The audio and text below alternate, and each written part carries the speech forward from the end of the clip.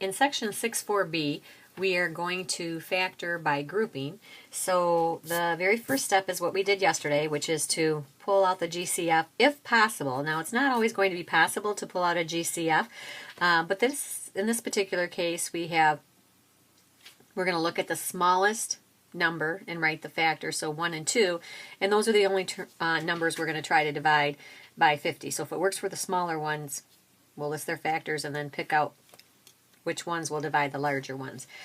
Okay, so we can see right away these are all even, so we can divide them by 2. So I'm going to pull out the GCF, which is 2, and I'll divide this by 2, everything by 2, so that makes this x cubed minus x squared minus 25x plus 25.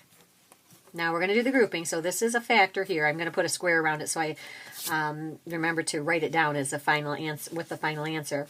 We're going to group.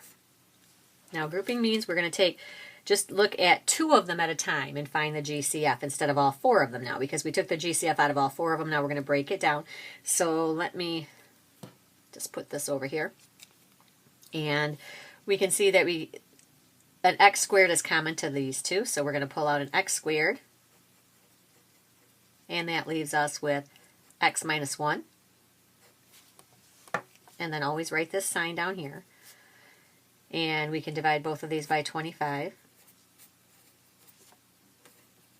So we're left with x, and because it's a minus, this is going to be a minus 25 here. And we're left with x minus 1. And then we're going to group again. And this time, we're going to look on either side of this sign, and we can see that they both have an x minus 1 in common. So we're going to pull out an x minus 1. And we have an x squared minus 25 in common. Now, tomorrow we'll talk about how to factor this.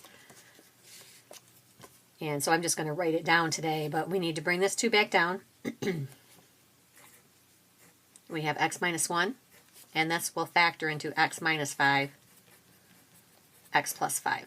So this would be the final factored form, and you should be able to FOIL these out, multiply by this, and also multiply by 2, and you should get your original answer back, or your original polynomial, I should say. Okay, you have a couple to try.